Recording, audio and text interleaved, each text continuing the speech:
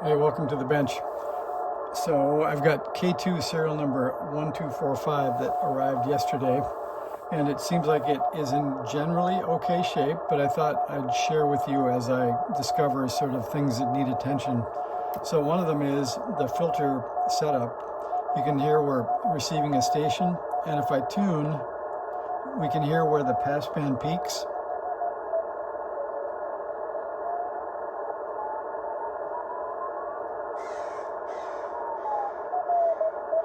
And it seems like it's around there.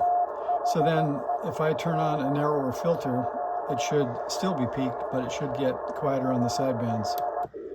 You can see 70 or 700 hertz almost completely removes the signal. And if I tune, I'll turn up the volume first. I'll tune down. So you can see that's about where that filter peaks. So that's way too low. And then if that's the peak and I turn on the next filter, you would think it would peak even more, but it doesn't. And it peaks even lower in the passband. And then the next one seems to like down there.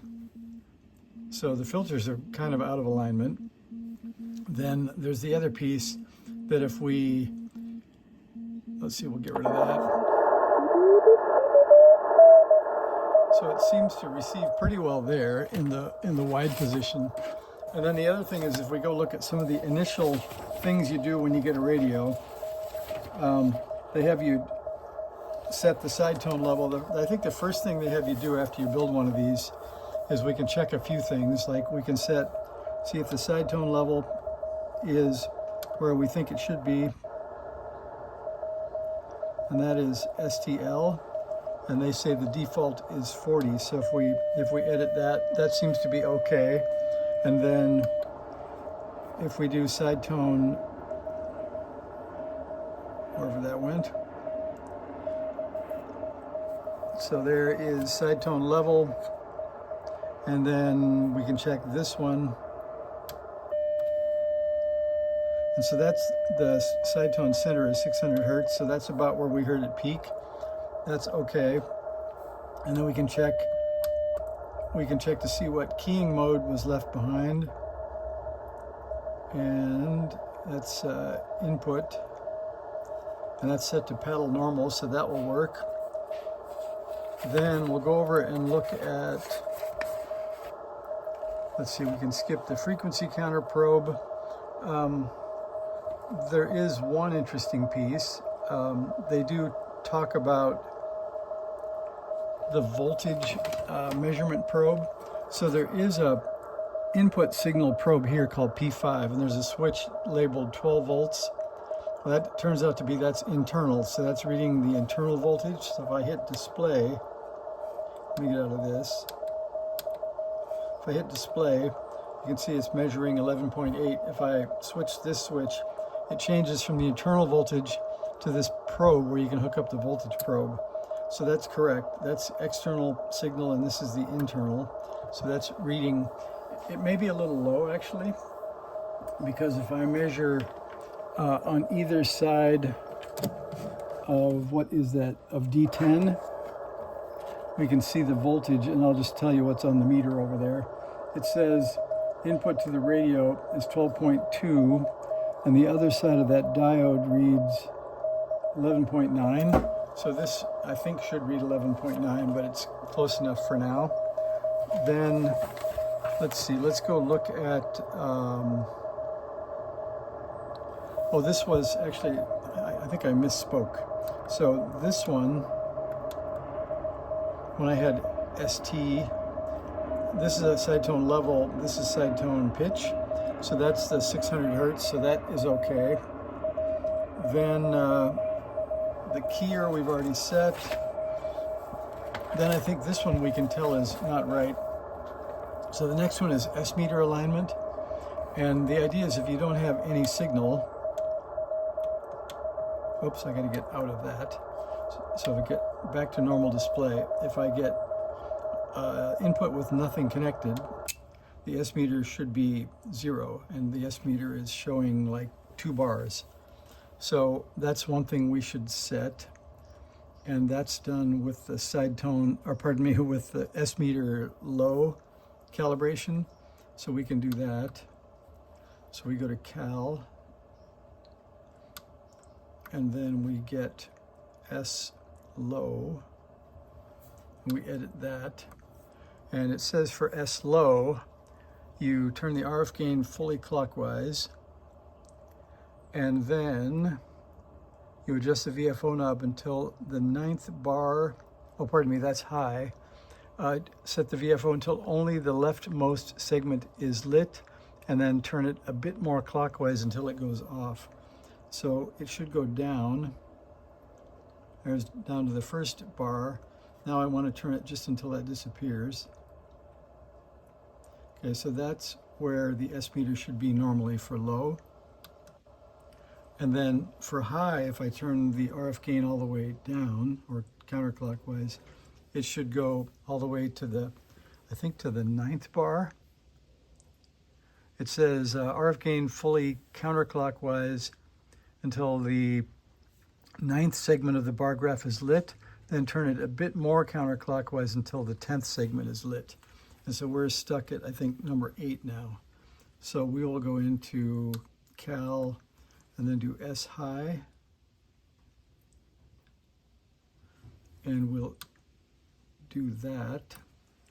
And so now we want to turn counterclockwise until the 9th bar lights. And there's that. And then we want to go a bit more counterclockwise just until the 10th one turns on. And that's there. So that's 21 on the high. And I think the default out of the box is 25. So now if we go back, if we turn the S meter or the RF unit, RF gain all the way up, this should turn off. And it almost does. So we could set low just a bit lower. So we'll set the S low. And we'll just touch it a bit until that goes off. Okay, there's where it goes off. And then we could check to see that high goes all the way to the right. And it doesn't, so we'll check high again. And there's S high. And we'll change that just a bit. And it says just until 10 sets on, so there.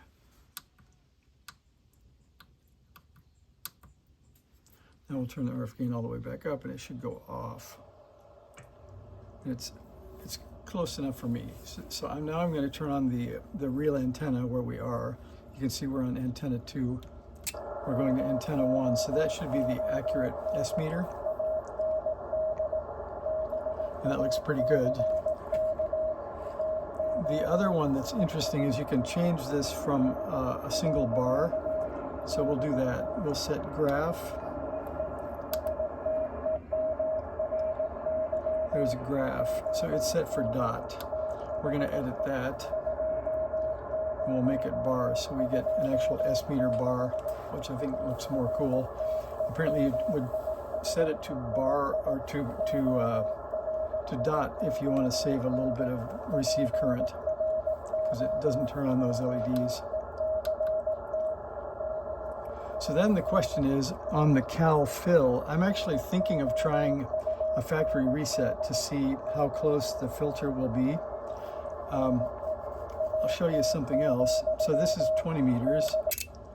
I don't have a 40 meter antenna, but we can just turn up the gain, I guess. But you can see something's wrong with that because they're set super wide. Like, so they look like they've been completely messed with. And if I go to another band like 30 meters, they're equally sort of odd. So I think it might be fun if we tried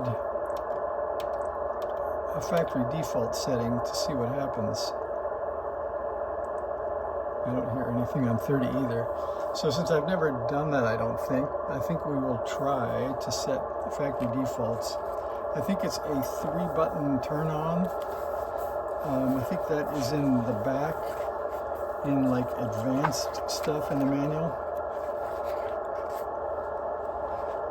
Advanced operating features has that. So we have scanning, which I've done a video on, and we have scan resume, and we have programmable function keys, AGC, resetting configuration to factory defaults. Here we are. So that says to reset to default, we hold down 4, 5, 6 and power on. So it seems a little risky, but it's, there's nothing to lose. We have to calibrate anyway, so let's give it a shot. So here's 4, 5, 6. So somehow we have to hold those while we power up. So we'll power off. I'll hold 4, 5, and 6, and then I'll hit power on. And it says info 201. So what does that mean? It says, we were rewriting to factory defaults at that time, I guess. Okay. So now we're at factory defaults for all the filters and everything else. And you can see, let's see, if we go back to S meter, it's not exactly right now either. So if we go back to here, the low is right, but the high is right, but the low is incorrect again. So let's go back to 20 and see if let's go see if the filters sound a little better or not. So we will change the rate and go down and find some CW.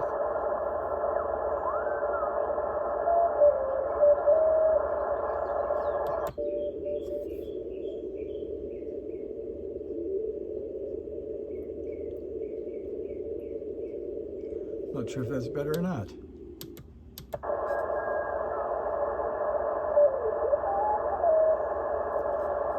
That sounds like about the peak. About there.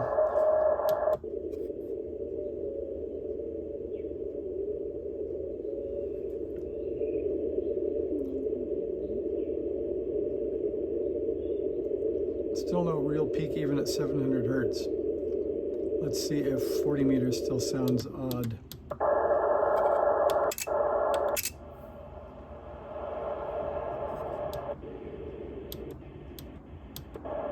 That sounds better. So that got rid of those super wide filters on 40.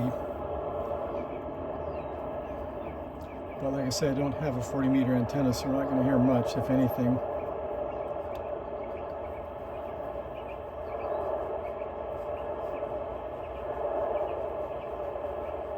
Nope. So we'll go back to our one antenna that we have.